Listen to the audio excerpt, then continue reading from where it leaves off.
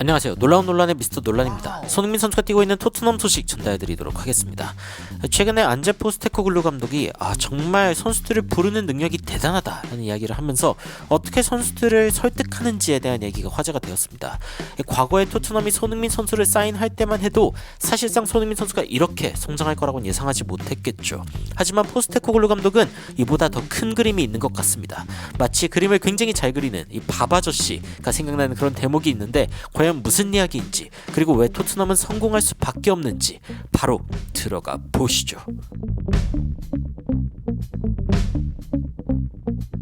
최근 애슬레틱에서는 안제 포스테코글루 감독이 어떻게 선수들을 설득하는지, 어떻게 토트넘으로 오라고 설득하는지에 대한 이야기가 실려서 화제가 되었습니다.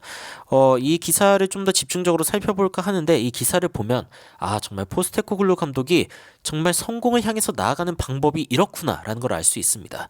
어떤 부분인지 한번 살펴보면은, 일단은 과거에 안제 포스테코글루 감독이 호주에 있을 시절에, 그때 당시 이제 브리스베인에 있는 팀을 매니지하던 때 이 공격수 베사트 베리샤라는 선수를 데려오려고 했습니다. 근데 이 선수가 그렇게 이야기합니다.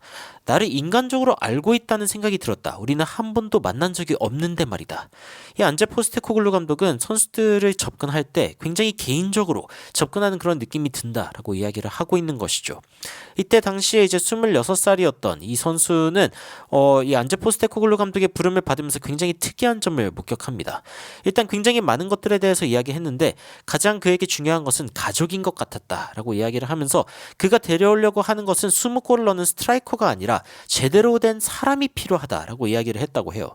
그리고 이 이야기를 들은 이 선수는 완전 설득이 된다라고 이야기를 하면서 안제 포스테코글루 감독의 말에 넘어갔다라고 이야기를 하죠. 그러면서 그가 지속적으로 이야기한 것 중에 하나가 뭐냐, 좋은 선수를 데려오는 것이 얼마나 중요한지 이 부분을 몇 번이고 강조했다라고 이야기를 하는 거죠. 이 안제 포스테코글루 감독이 데려온 이 선수가 결국에는 76경기에서 무려 44골을 넣으면서 2011년에 브리스베인의 어떤 승리를 만들어내는 그런 놀라운 기록을 세웠을 뿐 아니라, 이 선수는 골든부츠를 타면서 득점왕을 기록하기도 했습니다. 어마무시한 그런 성공이다라고 이야기를 할 수 있겠죠. 그런데 이제 지난달 같은 경우에는 포스테코글루 감독이 베르너, 드라구신, 그리고 루카스 베르발 선수까지 데려왔습니다. 정확히 말하면 이제 1월 이적 시장인데, 이 1월 이적 시장에 이 선수들을 데려올 수 있었던 이유가 무엇인가, 이 부분에 대해서도 이제 조금 더 자세히 살펴보려고 하는데요. 포스테코글루 감독이 도대체 그걸 어떻게 하는 것인가, 이 부분에 대해서 더 애슬레틱이 한번 살펴봤다라고 이야기를 하고 있습니다. 티모 베르너 선수가 토트넘에 온 것도 굉장히 놀랍지만, 사실 더 놀라운 것은 미넨으로 갈 뻔했던 드라구신 선수가 토트넘으로 온 것, 그리고 바르셀로나에 관심을 받는다고까지 알려져 있던 루카스 베르발 선수까지 토트넘으로 왔다라는 점이 굉장히 중요한데, 이걸 어떻게 해낸 것인가 좀 더 구체적으로 알아보도록 하겠습니다. 일단 토트넘 같은 경우에는 굉장히 많은 것들을 오퍼할 수 있다, 제시할 수 있다라고 이야기가 나오고 있는데, 단순히 감독 때문이 아니라 훈련장도 그렇고 경기장도 그렇고 굉장히 좋은 어떤 그 시설들을 자랑할 수도 있겠죠. 그런데 드라구신과 베르너가 동시에 지적한, 그러니까 자신이 토트넘으로 온 이유가 무엇인지에 대해서 포스테코글루 감독과의 대화가 가장 주요했다라고 이야기를 하고 있습니다. 드라구신 같은 경우에는 내가 토트넘을 고른 이유는 일단 토트넘으로 가는 것이 알맞은 단계라고 생각했기 때문이고, 그리고 코치와 굉장히 좋은 대화를 나눴기 때문이다 라고 이야기를 했죠. 그리고 베르너 같은 경우에도 똑같이 이야기를 했는데, 굉장히 다양한 것들이 매력적이었지만 일단 첫 번째로 이야기할 것은 매니저와의 대화였다. 굉장히 좋은 대화였고, 그리고 매니저가 굉장히 내가 뛰고 싶어 한다는 어떤 느낌을 줬다라고 이야기를 하면서, 이 전술이나 어떤 스타일, 그리고 자신이 어떻게 플레이하기를 원하는지, 팀이 어떻게 플레이하기를 원하는지를 이야기를 했는데, 그 부분에 대해서 나 확실하게 잘 맞겠는데? 라는 생각을 했다라고 이야기를 하고 있죠. 그러면서 이 선수들이 포스테코글루 감독과의 대화로 인해서 토트넘에 왔다라고 이야기했는데, 포스테코글루 감독도 이렇게 이야기했습니다. 내가 뭘 팔려고 하는 게 아니다.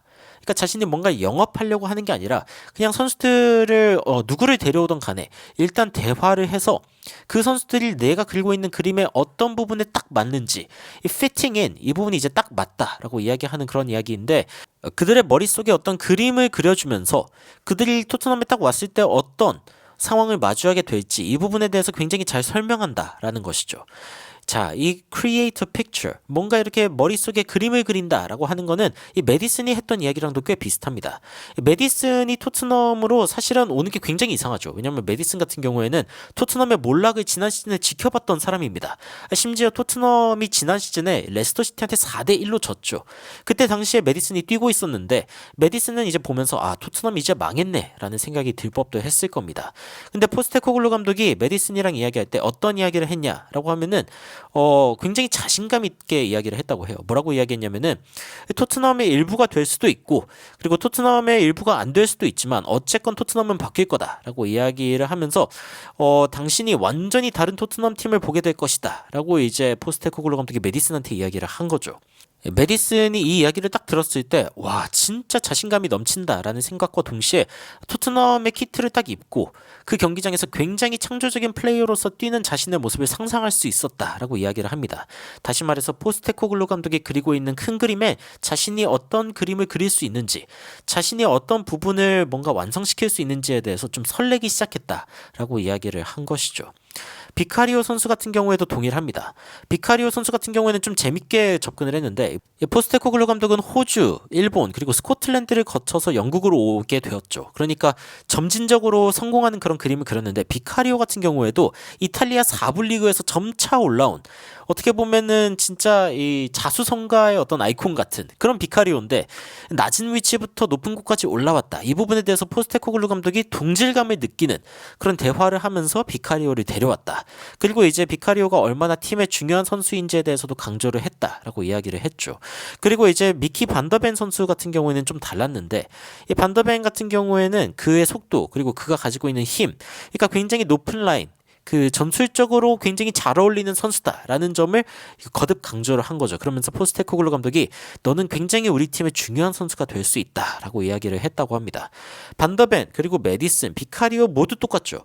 이 포스테코글루 감독이 가지고 있는 굉장히 명확한 비전이 있었고 그 비전에 자신이 어떤 역할을 할 수 있는지 깨달았기 때문에 토트넘에 온 것이다라고 이야기가 나오고 있는 것입니다. 그런데 드라구신 선수 같은 경우에도 굉장히 특이한 부분이 있습니다. 이 드라구신 선수를 데려올 때 이 안제 포스테코글루 감독이 너는 와가지고 바로 선발로 뛸 거야 라고 이야기를 하지 않았다고 합니다. 포스테코글루 감독이 굉장히 직설적으로 이야기했다는 거죠. 너는 기회를 얻게 되겠지만 그리고 백업으로서 들어오는 건 아니지만 어쨌건 탑 클럽으로 들어오는 거다. 그리고 지속적으로 선발로 나서는 거는 바로 일어날 수 있는 그런 일이 아니다 라고 직접적으로 이야기를 했다고 해요. 그러니까 어떤 사람들은 포스테코글루 감독이 드라구신을 영입한 다음에 로메로가 이제 부상에서 회복하니까 바로 로메로를 출전시킨 거에 대해서 야 이거 드라구신이 취업 사기 당한 거 아니냐 뭐 이런 식으로 이야기한 사람들도 있었지만 드라구신은 이미 알고 있었던 거죠. 게다가 이 포스테코글루 감독이 자극했던 것 중 하나가 뭐냐면은 이 드라구신이 이제 그 유벤투스에 있을 때 키엘린이라던가 보누치 이런 전설적인 선수들을 좀 따라잡고 싶어하고 그리고 더 좋은 선수가 되고 싶어하는 어떤 도전 정신이 있는 선수라는 걸 알았기 때문에 이 포스테코글루 감독이 그 마음을 자극해가지고 더 좋은 선수가 될 수 있다. 토트넘에서 더 위대한 선수가 될 수 있다라는 점을 이야기를 한 거죠. 그랬더니 드라구신 역시 나도 토트넘으로 가고 싶다라고 이야기를 했다고 해요.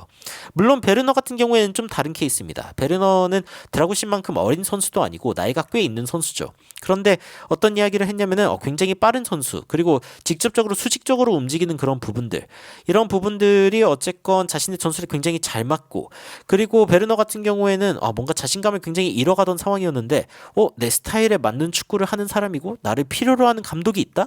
이 부분에 대해서 굉장히 좋아하면서 거의 뭐 전해지는 소식에 따르면 하루 이틀 만에 토트넘에 가겠다라고 결정을 했다고 하죠. 야, 진짜 이런 것들을 보면은 포스테코글루 감독은 큰 그림을 그리고 그리고 선수들에게 그 그림의 어떤 파트에 어떻게 어울리는지 이런 부분들을 굉장히 잘 설명하는 그런 리더다라는 걸 알 수 있는데 이 조 하트 키퍼 특히 셀틱에서 백투백으로 지금 우승을 2번이나 차지했던 이 조 하트 키퍼가 자신의 어떤 영입 비화에 대해서 밝히면서도 이 포스테코글루 감독이 얼마나 영입을 잘하는 감독인지에 대해서 이야기를 했습니다. 처음에 이제 그 조 하트 키퍼랑 이야기를 했을 때 이 조 조하트가 뭔가 굉장히 축구에 대해서 스트러글링, 어려워하고 있던 상황이었다라고 이야기하면서 내가 이런 상황 가운데에서 나의 최고의 버전을 보여줄 수 있다라고 이야기를 했다고 하죠. 조하트가 이런 이야기를 할 때 포스테코글루 감독이 어떻게 이야기했냐면은 그게 내가 바로 찾던 거다. 내가 너를 골키퍼로서 굉장히 좋아했고 뭐 골키핑에 대해서 이야기하는 것도 아니다. 사람으로서 어떤 사람인지에 대해서 내가 좀 조사를 해봤는데 너무 긍정적인 이야기가 많았다. 그리고 뛰지 않을 때에도 굉장히 긍정적인 모습을 보여주고 긍정적인 영향력을 보여준 선수라는 걸 아니까 이 선수는 진짜 좋은 선수구나. 다른 팀원들에게도 도움이 될 수 있고 그리고 자신 역시 다시 한번 최고의 모습을 보여줄 수 있는 선수구나라는 걸 알았다라고 해요. 그래가지고 이 조하트가 셀틱에 왔을 때 결국에는 커리어가 되살아났고 그리고 클럽은 2번 연속 우승을 하는 그런 엄청난 업적을 거두게 되었습니다. 포스테코글루 감독이 이 업적을 통해서 EPL로 입성하기도 했지만 조하트 키퍼는 자신의 커리어가 부활하는 그런 상황이 있기도 했죠. 자, 지금의 토트넘을 바라보면 어쨌건 5위입니다. 5위이지만 지난 10경기만 바라보면은 토트넘은 리버풀, 맨시티 다음으로 좋은 경기력을 보여줬다.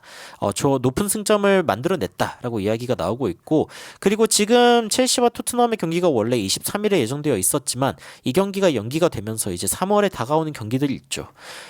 팬들 그리고 많은 사람들은 지금 당장 다가오는 경기들을 많이 보고 있을지도 모릅니다. 하지만 포스테코글루 감독은 정말 큰 그림을 그리는 사람, 어떻게 보면은 나무보다는 숲을 보는 사람이다 라고 이야기를 할 수 있겠죠.